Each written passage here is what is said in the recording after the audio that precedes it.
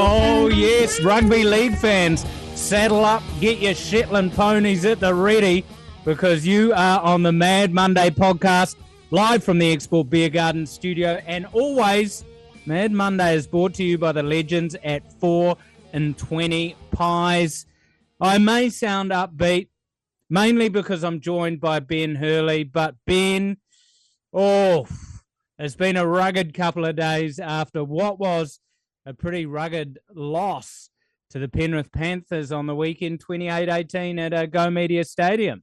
Yeah, that's right. So basically the Warriors, the Panthers did to the Warriors what the Warriors did to the Panthers last year in Magic Round, in a huge upset win with a bunch of players out. So if you remember that game, we didn't have Sean Johnson, a bunch of other injuries, and this was an injury affected in the Panthers case, but of course Origin, they had 5 of their biggest players out: Nathan Cleary, Isaiah Yeo, Dylan Edwards, Liam Martin and Brian To'o, all not there, all on blue jersey duty.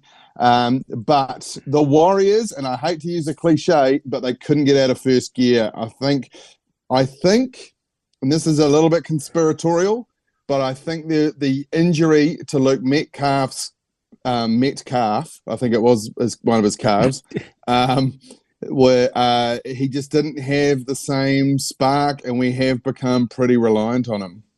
Yes, I mean, sort of looking at the game, we scored 3 tries through Jackson Ford, Jacob Laban, Myla Graham Tofa, but the Penrith Panthers just brought the noise with Milky Jenkins, Thomas Jenkins, Scott Sorensen, who bagged a couple, Blaze Talangi, and Paul Alamotti, who had an absolutely amazing game. I was out at the game, and it definitely felt from the get-go that Penrith had the rub on us. To Penrith's credit, the better team won that game. I was actually wondering whether Penrith play better without their stars, because when they have their stars, they're still trying to play their 4 premiership winning plays with players that they no longer have. So with the young guys, it's just them all bandying together with a few old heads like Scott Sorensen and Moses Leota, who he ran all over Fisher Harris. Fisher Harris made 44 tackles, but they own the forwards. I couldn't understand why we kept Metcalf on, jumping back to that injury, Ben. I couldn't understand why we kept Metcalf on and didn't move Te Mari Martin to the halves.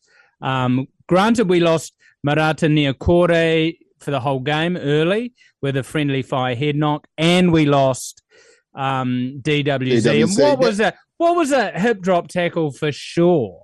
Absolutely, I think it was too. But wasn't that the reason? Te Mari Martin came on and everyone moved out one, didn't it? I think he was sort of playing centre or something. Yeah, and he doesn't defend very well at centre. No, he's a small guy to be playing centre. Our centres had a shocker. Moala Graham Tofa had a night to forget. He got a runaway sort of junk time try, but wow, he wasn't very good in defence. What really stressed me out was we refused to compete for the ball on kicks. And my player of the match, CNK, who was a tireless workhorse, he had a brain fade and just didn't go for a ball that then bounced and they scored. And that was at a point where the game was really in the balance. Yeah, the only time we competed in the air was Leka Halasima diving from about 5 metres out, taking out 3 Penrith Panthers like he was a bowling ball, and the ball bobbles back for, was it Jackson Ford? Was that the Jackson Ford try? Yes, and Leka was competing in the air a bit. He had a mixed bag as well. He had a few knock-ons. This felt like one of those games. It was very frustrating to be at the ground because the crowd were fully into it, but we just couldn't get in the game. And Penrith, I have to say, Ivan Cleary just outcoached Webster. Whatever he did, he just got that team up for it. And I don't know whether it was injury-based, but I've brought this up on the potty before. I don't understand why Metcalf kicks off. When he kicks off, he lands it around the 20-metre mark. When Pompey kick, you want to land it on the goal line, basically, right? So you chase up and you get them between about the 10 to 20 metre. But Luke Metcalf's got a short kick. Pompey was kicking off well. Pompey took over the kicking duties. And I don't know whether it was just the injury. I think Penrith figured out our halves. Like, you might be right. we did so many one-out runs. Yeah, I mean, Adam Pompey even looked better kicking off the tee. I've got to say, like, it sounds like we're having a go at Luke Metcalf. We're not. He's been incredible this year, and he's still, I think, leading or second on the Dally M table for points. Yeah, and for a guy who is literally playing his first season at full-time halfback, trying to marshal a side, he's doing amazingly. Yeah, he is. But I do weirdly have a bit more. I'm a bit more relaxed when Adam Pompey's at the tee. I think he doesn't tend to miss those easy ones. Luke Metcalf might give you a more clutch play off the tee, like he did with that 50-metre penalty to win a game. But Pompey is solid off the tee. I know what you're saying. He doesn't have a strength game. He's a finesse player. He's also incredibly quick. He's got this year. Luke Metcalf does not have that long cutout ball that Sean Johnson did to put him into the corner.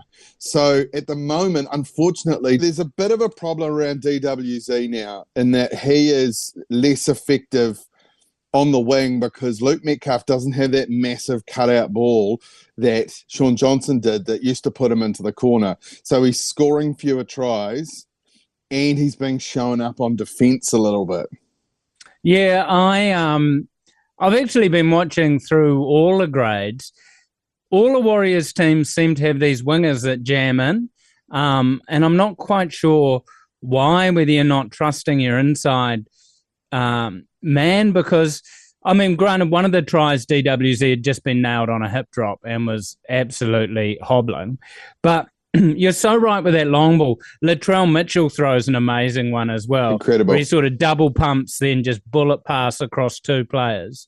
I was really worried about our one-out running, that we just seemed to just one-out run, and we're getting close to the line, but never putting it under heaps of pressure. And when we started to get destroyed by the Panthers was when they started offloading. And we'll have a little look a bit later at the Brisbane game, but Brisbane are a big offloading side, and I don't know how we shut that down. Yeah. So what do you think? Is there lots of lessons to be learned here? I mean, Webby said the biggest problem was we beat ourselves off, I think was his quote. Yeah, I've never seen him that pissed off in a press conference. Yeah, especially for a guy who just beat himself off. Normally that relaxes you a bit. Yeah. And encouraged 17 other guys to beat each other off. He should have been in this great mood, but he wasn't. And fair enough, it may be just due to the stickiness. But I think that he really misses Mitch Barnett. Mitch Barnett is one of those players that you don't really see a lot of in a game just because he's just working and running and he trims down the gaps and his defense is amazing. I do feel a bit for Webster because we had massive reshuffles. It was huge losing Marata that early in the game. He's our biggest forward, right? So he was sort of a big bopper there. And then having to reshuffle a back line, and then you've got limited interchanges. Looking at positives, Aaron Clark, once again, amazing, just works his absolute arse off. Should he have gone to the front row? Oh, yeah. But then I suppose who do you play at lock?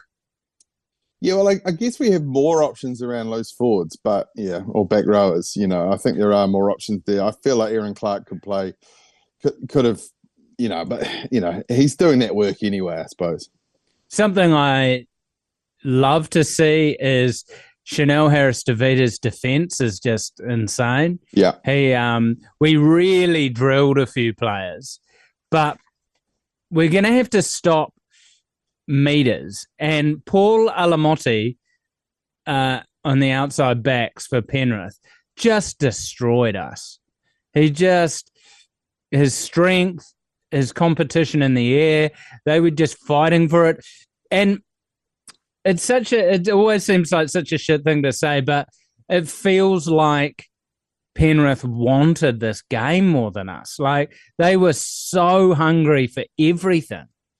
Yeah, just to go back to the centre thing, like, are we really missing Rocco Berry? Like, he's such a great defender. He is. He's not probably as dynamic on attack as your Moala Graham Tofa or someone like that, but he is so incredibly solid on defence. Yeah, huge on defence, and he's probably our biggest kick chase. I think we also miss Kurt Capewell. True. Just an old head who surprised everyone and just had an insane game in Origin. Did you think you'd be saying that Kurt Capewell was the special sauce for two of his teams in the last week? No. He was the consummate journeyman for a while there. Yeah. And fair play to him. He's just found that form that made him a rep player earlier in his career. I mean, Rocco Berry's a big loss. Ali Leatawa's a big loss. I mean, yes. Not having, two or three of your frontline centres is huge. I mean, it was a surprise for everyone that Moala Graham Tofa did make it in to the side because he's off to Souths next year. So what Webby said in the presser was, this is a bit of an aberration. We've had 3 speed humps along the way. We've recovered from each of them. Where I worry, when he says speed humps, we've been drilled by every good side. Melbourne, Canterbury, Melbourne, the Raiders twice. Yeah. And Penrith. You wouldn't call this a drilling, would you? Like, it was a solid beating, but I know the score flatters to deceive a little bit. Yeah, and it wasn't like how we got run over in Vegas and that. No. It was just like nothing to like in the game. But I mean, we're pretty much at the moment we're reasonably cemented in the top 4. This game against Brisbane might change things. The competition's really wide open. A few losses and we will start sliding down. We effectively, if we want to make a grand final, we need to end up in the top 2. That gives us the chance of 2 games in New Zealand. I personally just think, and I have all year, I don't think this is our grand final year. I mean, things could change, but I think missing Mitch Barnett, looking at the state of Canberra, looking at the state of Canterbury, looking at the state of Melbourne, I don't feel we can beat those sides. Even though we came close against the Raiders, I just feel they're all just pumped up, heading for a grand final. What I think is this has been and is going to be a season that's well above our expectations. I think we're setting an amazing benchmark for our younger players. Look at the people like Leka Halasima who have gone from New South Wales Cup players to bedded in 60 to 80-minute players. Dimitri Vaimonga, I thought, had a very strong game as well. I think two strong games in a row from him. Yeah, completely. Jacob Laban had an amazing game, an epic game with a great try. I think we are really building to something special. I would love to see us in the grand final, and I'll support us every step of the way. But I think Webby's got us in a nice build.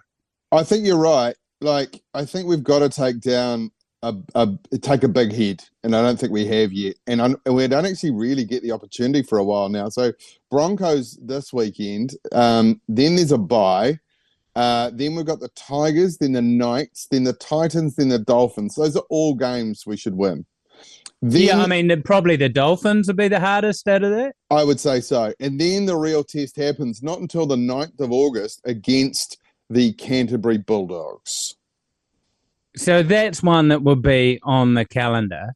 I mean, who knows what's going to happen on the weekend against the Broncos, because they were just getting drilled by the Sharks. Then whatever happened at halftime, they came out and just played like sensationally enjoyable football to watch and got right back in that game. And Coach Adam Reynolds has got to be so happy with that, because they look good. And at Suncorp, they look amazing. However, as we've proven, Mount Smart isn't our fortress at the moment, and we've been playing amazingly on the road. So I don't know. I'm confident we could really push the Broncos on the weekend. Yeah, I mean, in the next month, if we can take 4 wins before we hit the Bulldogs, we'll be feeling pretty good and probably still in the top 3. Just before we go to a break, let's have a little chat around who replaces Luke Metcalf. Because, I mean, granted, the team lists haven't been out yet. That'll happen on Tuesday. But one would imagine he might need a week off. Okay, so does this mean Tamati goes into 7? And do we see Tanner Boyd coming off the bench for the first time? I was thinking that. I actually weirdly think Tanner Boyd might go straight into 7. Right. As a kicker. Tamati Martin stays on the bench. Tane Tuapiki, fingers crossed, comes in for DWZ. Yeah. Because I can't see DWZ playing for a week or two. And DWZ is a great servant to the side, but Tane is that X factor. Well, you mentioned earlier in the piece when the Baby Wars took out the Penrith Panthers in Magic Round last year, Tane starred in that game. Yeah, that was when he became a man. That was his school ball moment. and now you've got him coming back. He's been destroying it in New South Wales Cup. It's going to be interesting to see. Yeah, so it is believed only to be a cork quad, not a calf, on Luke Metcalf. So chances are he will play, or they might give him a week off. But a little bit of other news around Luke Metcalf that's worth talking about is his name has been bandied around for the New South Wales Origin side because Nathan Cleary is under an injury cloud. Oh, get another mortgage and put it on Queensland, baby. It's their game to lose, game 3. And that's good. I'm a New South Wales fan. I've never bet on New South Wales. Because New South Wales are always favourites. And so if you just consistently go on Queensland, they'll get to big enough odds to win. But I don't know. I mean, it's pretty huge losing Mitch Moses, then Nathan Cleary. I don't know if Metcalf is ready to manage an Origin side. So it would either be him or Isaiah Katoa, wouldn't it? Or would they go super old and go for Adam Reynolds or something? Yeah, I mean the guy who you haven't mentioned, who is literally a New South Wales halfback, Nico Hines. Oh yeah, true. I forgot about Nico Hines. Has just been sort of grossly out of form. I don't know which way they go. I mean, Nathan's injury really hurt him. In a way, Nathan's injury was very similar to what happened to Luke Metcalf on the weekend. Yeah. Just where his kicking was a bit off. He just wasn't quite running the holes. I mean, it'd be an amazing experience for Luke Metcalf. One imagines it would help him step up as a player, but I don't think it's the best choice for New South Wales. Well, as a Warriors fan, I hope it isn't, because he would have at least 1 week off, possibly 2. Yeah, I would love to see Isaiah Katoa from the Dolphins play. He's just an electric player. Yeah, he really is. As much as I think the Dolphins should be in the FA Cup and have nothing to do with rugby league, what a weird team to hate. I just can't stand the Dolphins. I think the fact that they refuse to call themselves Redcliffe. Yeah, that is weird. I don't like that either. Like the thing is, the Redcliffe Dolphins is the team. Yeah, I don't know why they won't do that. What's the theory behind that? I don't know. They're just the Dolphins fins up. Yeah, I don't know what it is. I am quite neurodivergent when it comes to league. I have some very strange little pet peeves and hates. Like, I don't think they should play rugby league in Perth. For some reason, I don't know why. I just don't enjoy watching rugby league being played in Perth. Well, I just don't understand. Are you talking about the Bears or are you just talking about that Origin game? The Origin game. Oh, I see. Well, they've got to do one neutral one, don't they? What about New Zealand? True. Do you want to see Origin come to Auckland? On this, it was meant to come in 2027, but it has to be played later. And because Eden Park residents don't allow people there after 11, they have to get a special dispensation from the council, and they can't get it. How embarrassing! Because how good would Origin at Eden Park be? Yeah, incredible. Well, Eden Park Residents Association once again effort up for everybody. It's absolutely embarrassing. I was thinking about that Perth Bears side. You think the Warriors have some travel issues? And that Perth flying every 2 weeks to Sydney, that's a mission, man. What's that, a 5 or 6 hour flight? Yeah, but what they should do is have a Sydney base where that maybe they play a lot of their home games, maybe like maybe in North Sydney or something like that. Oh, like connect up with the North Sydney Bears. Yeah. Oh.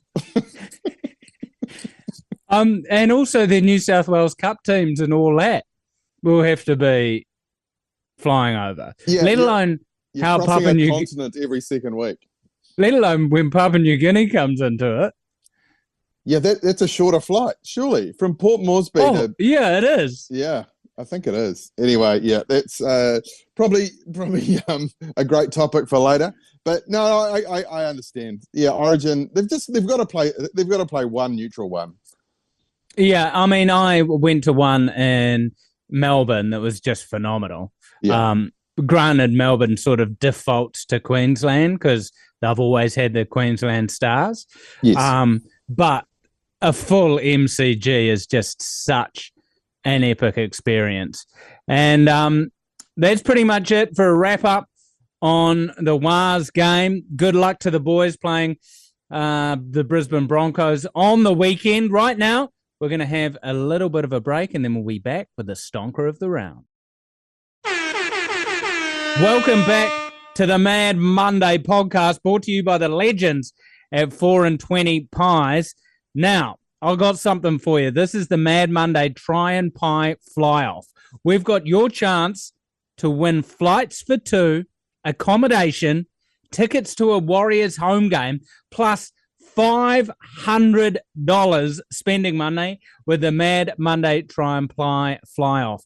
Right now, get out your mobile device, or if you've got it synced up to your computer, you could even use your messaging app on that to text PIE to 3236 to enter. That's thanks to 4 and 20 Pies, the ultimate fan food. Open your mouth and shove it in. That's what I'm talking about. Now, Ben, something I want to talk about is a second team, a second-ish team, second team for my son. I've got a big soft spot for them. South Sydney Rabbitohs taking on Melbourne. And what started out as an absolute demolishing of South Sydney and ended up 25-24 to Melbourne. Cracker of a game. Yeah, Golden Point win. Ryan Pappenhausen ices a drop goal relatively early in Golden Point time after Latrell Mitchell tries to kick a 2-point drop goal right on the buzzer of regular time, which, even when it was in the air, I'm like, there's every chance this is going to go over if anyone's going to do it. I do feel for South Sydney this year. They've never looked terrible, but they just don't. They can't get over the line. And I just want a special mention to Alex Johnston, who is just an incredible try-scoring machine. Is that 2 hat-tricks in 2 weeks? Yes, and so he's now scored 98 tries in 92 games at Acor. He's creeping up. He's 7 tries away, I think, from the most tries scored of all time, yeah. beating Ken Irvine. He's just one of those players, those wingers who, I'm not dissing him at all, but a lot of his tries, they're not highlight reel tries, but he's just in the right spot. He always, like those passes, we're mentioning it, that Sean Johnson shoots, that Metcalf sort of hasn't gotten his arsenal yet. That pass that Latrell throws is a bullet, right? It's not an easy pass to take when you're running. And he takes it. He got 4 tries in this game. When Latrell injects himself into a game, he changes it. It reminded me a lot of the game we had against Souths, where we just snuck out on top. There was another one where Souths looked good, but they always seem to lose by that 1 to 4 points. And, I mean, Wayne Bennett was pretty happy with his side. Jai Arrow, the second that ball went over, he stormed off, kicked over every chair in the dressing room, grabbed a beer and got in an Uber home. Okay, see, that's beautiful. That's how rugby league should be. That's the kind of emotion that we want to see. Yeah, not high-fiving and smiling after a loss. He just went, I was livid. I threw a hissy fit. I grabbed a beer and buggered off. Can I say, though, I know you're not having a go, Alex Johnston.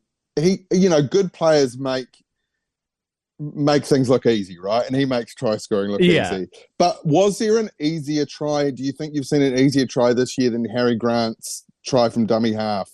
He literally just walked over untouched. Yeah, that was when I thought this game was going to be a blowout. He had one of those ones where he almost ran too far because he felt like he should be getting tackled. Yeah. So he put in heaps of effort, but he wasn't. Yeah, and he just sort of got the line when there's no line to burst through. Yeah, and I mean, credit to Souths. They gave away 2 pretty easy tries in the first 6 minutes of that game. Then they just ground their way back into it. How amazing. Like, you look at sides like Souths and the Roosters, who are playing so many young guys in their team, and they're getting up for it. You know, like the Roosters had they were saying that 7 of their side, it's their first year in the NRL. Yeah, well, they came through and absolutely blew away my Cowboys. Cowboys have real problems. Of course, they had some players backing up from Origin, but I don't think you can really blame that. Yeah, I mean, Ben, you more so than me, but we've both got a big soft spot for the Cows. Yeah. And that's just, they've always been such an electric attacking side, but they can't score any points. No, it's a bit of a problem. I think they've got a very expensive player. He used to be the best in the world, who now plays about 20 minutes a game. And, it's very similar to what the Titans have with Fafita, where those players just sort of break the bank to have, then they fully fade out. But, jumping off that Broncos game, full respect, the Roosters just, when teams just get on a tear, they just, in that second half, just those games where if they biffed it in the air, it just happened to land for a guy who's in the clear. Whenever they dropped it, it went backwards. I just feel like the Melbourne Storm have that luck all the time. I know you're talking about the Roosters, but the Melbourne Storm always seem to come up lucky, and they got away with another lucky escape in this stonker of the round. That's actually pushed us out of the top 4. Did you realise? Yeah, I know that. I was really hoping Souths would get up there. Wow. the cutaways to Bellamy's coaching box was certainly something in that game. Oh my God. How's that guy not had a coronary? Like, I've never seen a human that furious. But also, like, furious when things aren't going that badly as well. Yeah, I know. You coach the Melbourne Storm, mate. Like, you always win almost.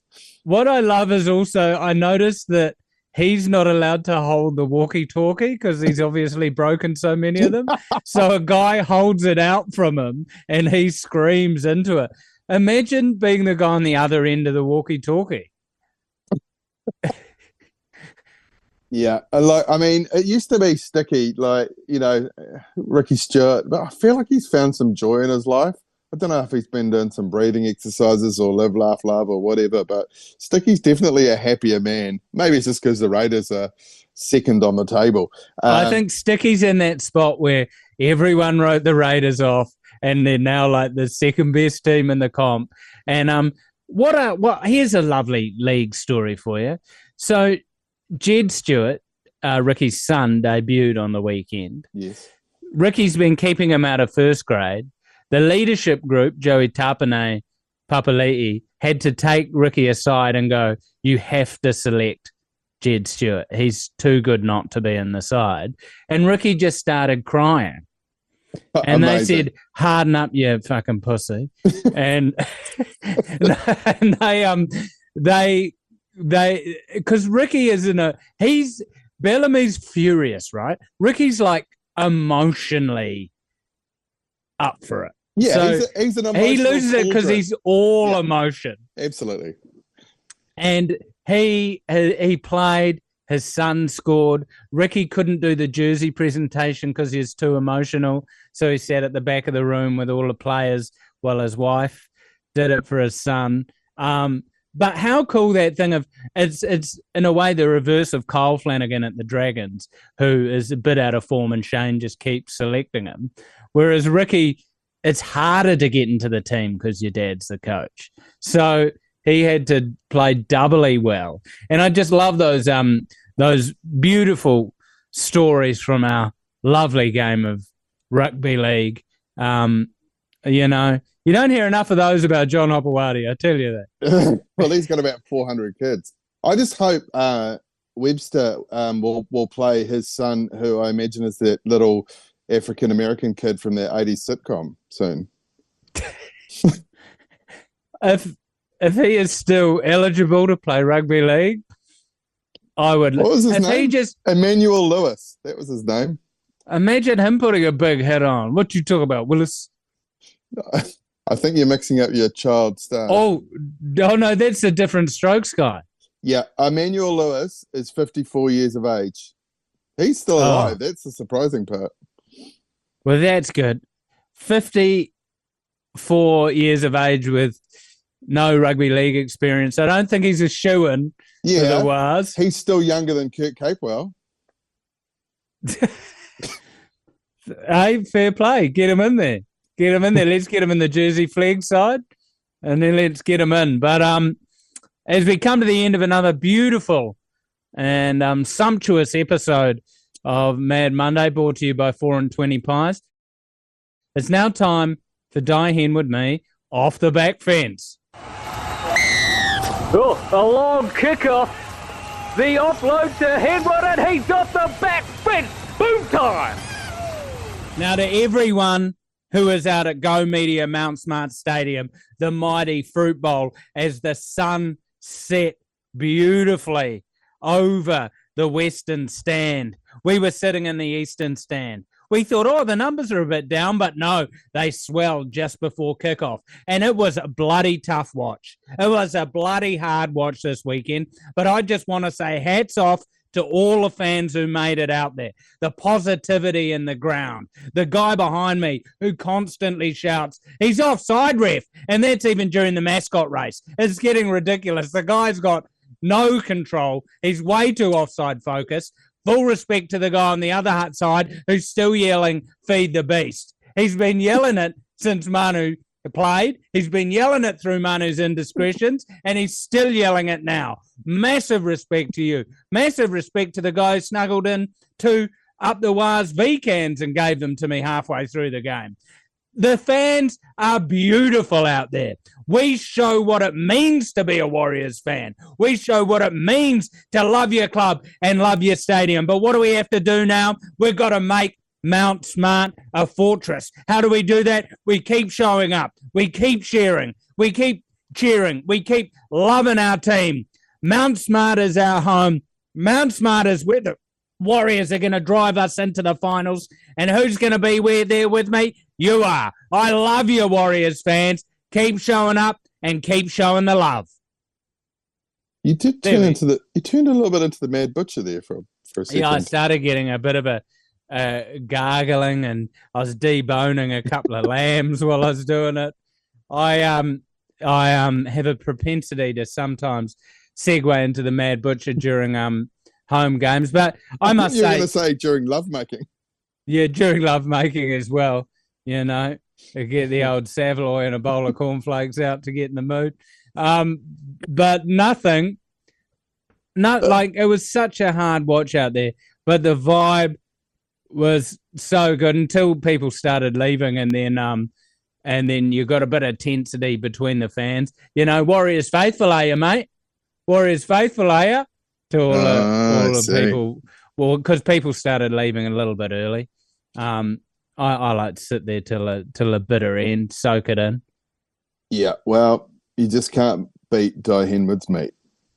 Absolutely. Come on down to Dai Henwood's Butchery. Now, that's it for the Mad Monday podcast for another week. We wish the Warriors all the best as they take on the Brisbane Broncos this weekend. Ben, I wish you all the best. Have a beautiful, beautiful week and enjoy your rugby league. Kia ora and up the Waz. Is not Australia.